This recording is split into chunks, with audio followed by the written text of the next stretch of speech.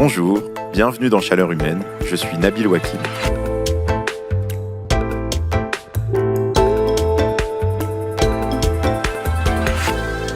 Bienvenue dans cette série et très bonne année 2025, qu'elle vous apporte de la joie, du bonheur et des légumes confits à l'ail et au citron. L'épisode que vous allez entendre aujourd'hui est un peu différent d'habitude. Il est extrait du Festival des idées Chaleur Humaine qui s'est tenu le 14 décembre 2024 au Théâtre de la Ville à Paris.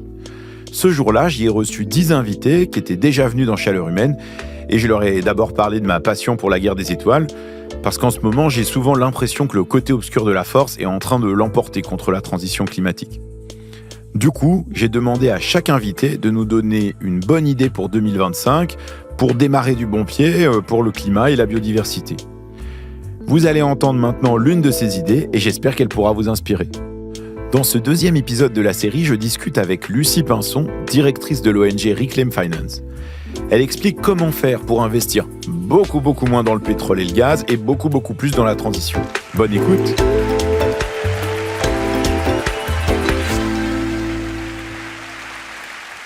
C'est vrai qu'on n'a pas eu le temps d'expliquer que le pétrole, le gaz et le charbon, ils viennent de couches géologiques profondes de l'époque des dinosaures. Et ils arrivent chez nous par de très gros tuyaux avant de rejoindre nos réservoirs de voitures ou nos chaudières à gaz. Mais en fait, pour les énergies fossiles, il y a d'autres tuyaux qui sont tout aussi invisibles et qui nous échappent complètement. C'est les tuyaux par lesquels passe l'argent. Et de l'argent, il en faut des quantités astronomiques pour sortir le pétrole et le gaz du sous-sol et l'amener dans nos vies et nos économies. En 2023, par exemple, c'est plus de 700 milliards de dollars qui ont été investis dans les énergies fossiles par les plus grandes banques. Lucie Pinson dirige l'ONG Reclaim Finance. Et elle a réussi à imposer au milieu de la finance une vraie réflexion sur l'endroit où ils mettent l'argent. Ce que j'ai compris quand elle est venue dans un épisode de Chaleur Humaine, c'est que cet argent, non seulement c'est le nerf de la guerre, mais aussi en grande partie, c'est notre argent. Ce que dit Lucie Pinson, c'est que c'est pas une fatalité. Les banques, elles sont pas obligées de mettre tout leur argent dans le développement des énergies fossiles, de mettre une grande partie de leur argent dans ce qui va abîmer nos vies. Elles peuvent aussi faire le choix de mettre l'argent dans ce qui va les rendre meilleurs. D'ailleurs, elle a une idée très concrète pour comment y arriver. Pour 1 euro investi dans les énergies fossiles, on devrait en mettre 10 dans les énergies renouvelables et la transition.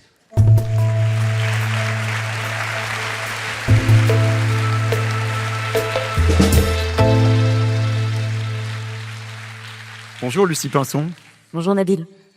Alors, vous, ce que vous proposez, c'est qu'on inverse la logique des investissements, de l'investissement des banques en matière d'énergie. Alors, comment on s'y prend ? Alors en effet, d'abord, ce qu'il faut comprendre, c'est que les acteurs financiers façonnent le monde qui nous entoure. Et je dirais même plus que les décisions qui sont prises par les acteurs financiers, que ce soit les acteurs financiers publics ou privés, donc les banques, les assureurs, les investisseurs, dessinent le monde tel qu'il sera demain.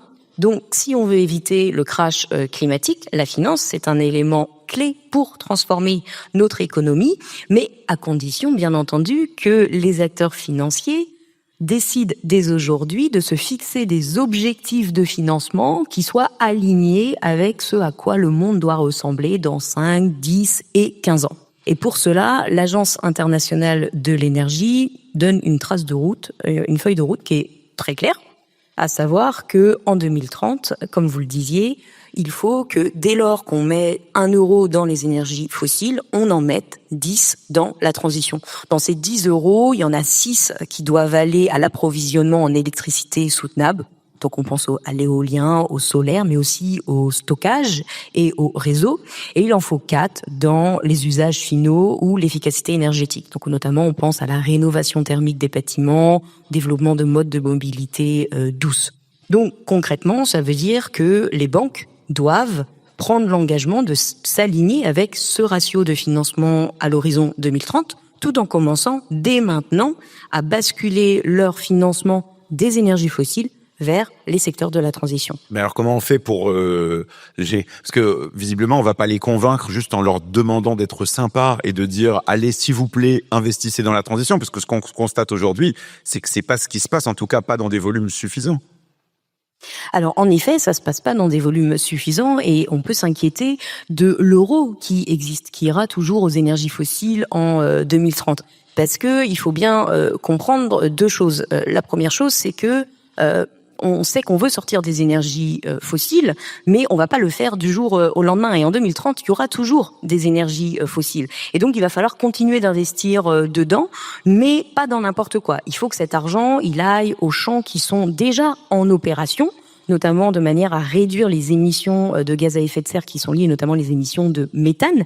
Et puis, il va falloir aussi investir dans le démantèlement des infrastructures fossiles existantes. Et oui, même sortir des énergies fossiles, ça coûte de l'argent. La deuxième chose à comprendre, c'est que, en revanche, dès maintenant, il faut cesser d'investir dans le développement de plein de nouveaux projets d'énergie fossile, notamment les nouveaux champs pétroliers et gaziers ou les nouveaux terminaux de gaz naturel liquéfié. Et c'est là que les milliards qui vont à ces nouveaux projets-là posent problème. Ils sont totalement illégitimes. Et on pourrait presque aussi, dès maintenant, se dire que, en vérité, les milliards qui vont à d'autres projets d'énergie fossile plus en aval de la chaîne de valeur, notamment au niveau de la production d'électricité, sont aussi illégitimes. Un exemple, le projet qu'entend développer Engie de centrale à gaz aux Pays-Bas, un pays qui compte déjà 43 centrales à gaz, est totalement illégitime.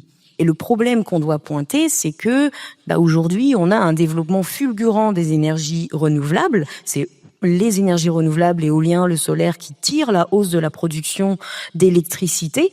En revanche, leur développement vient en complément d'une hausse aussi des énergies fossiles, notamment grâce aux banques qui continuent. Oui, et alors, du coup, comment on fait pour qu'elles arrêtent de financer? C'est-à-dire, qu'est-ce qu'il faut? Il faut une règle contraignante qui dise aux banques, voilà ce que vous avez le droit de mettre dans les fossiles, voilà ce que vous avez le devoir de mettre dans les énergies renouvelables. Est-ce que ça, c'est même possible, ce type de règle? Alors, c'est tout à fait possible. Il est certain qu'il faut passer par le levier de la réglementation, étant donné que l'autorégulation par les acteurs financiers est insuffisant. On a déjà, par contre, faut pas partir dans l'idée qu'on peut rien imposer aux acteurs financiers. Moi, ça fait 10 ans que je travaille sur ces sujets-là.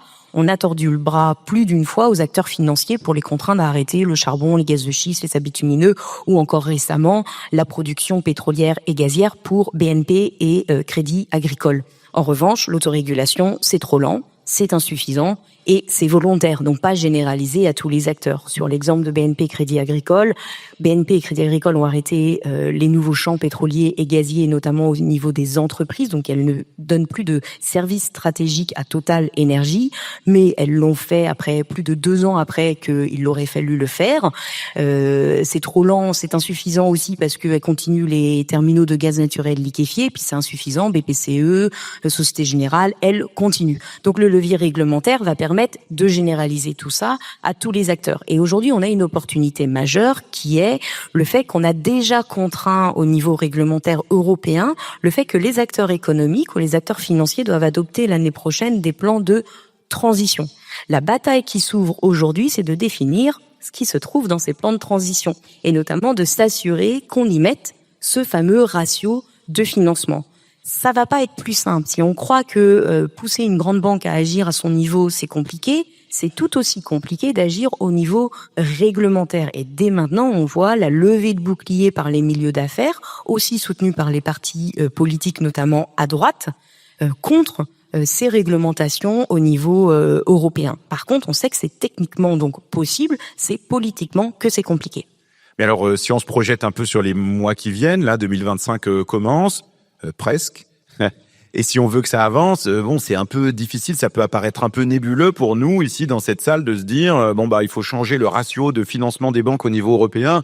Pas forcément l'impression de pouvoir y faire quelque chose. Ça serait quoi des premières étapes qui pourraient nous permettre d'être sur la bonne trajectoire?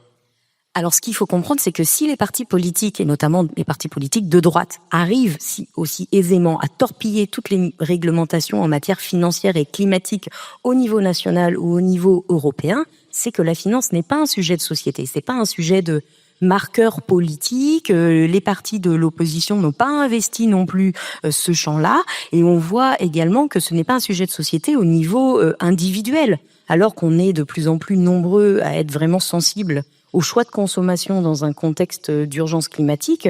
On est encore très peu à connaître l'impact de la finance sur nos vies et à avoir appliqué des choix de consommation responsables au niveau de nos comptes courants ou de nos choix d'épargne. Et donc peut-être qu'en 2025, la vraie priorité, c'est de faire de la finance un sujet de société en utilisant le choix de compte courant ou d'offres d'épargne comme un prétexte pour avoir cette discussion-là. Et donc, notamment... C'est-à-dire allez je vais faire un peu d'autopromotion, allez sur le site de changedebanque.org qu'on a développé à Reclaim Finance, des petits tirets entre change de et banque, et pour découvrir les différences entre les différents établissements bancaires et pouvoir faire le choix d'offres de compte courant ou d'épargne plus responsables. Mais moi, je dirais, n'attendons pas 2025. Il y a les fêtes de Noël qui arrivent, avec les retrouvailles entre amis, entre familles, et donc c'est un moment propice pour utiliser ce prétexte de choix du compte courant ou de produits d'épargne pour avoir une discussion sur l'impact de la finance sur nos vies et la nécessité d'en reprendre le contrôle. Merci Lucie Pinson d'être revenue dans Chaleur Humaine. Merci.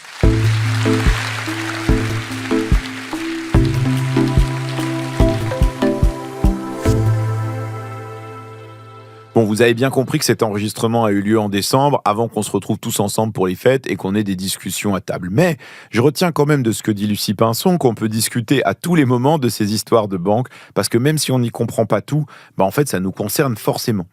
Il est possible de changer de banque tout seul dans son coin, mais au fond, ce qu'elle dit, c'est que ce qui a du poids, c'est de le faire collectivement, d'en parler dans sa famille ou dans son entreprise. Une option, par exemple, c'est d'essayer de peser sur les choix d'épargne salariale. Ça, c'est un truc sur lequel on peut avoir notre mot à dire. Ça commence à ressembler à une bonne résolution pour 2025. Tiens, s'intéresser à cette histoire de banque, tout seul, mais aussi collectivement.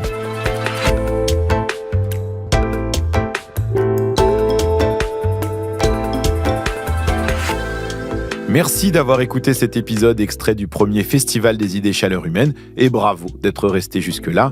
Une seule adresse pour réagir, chaleurhumaine@lemonde.fr.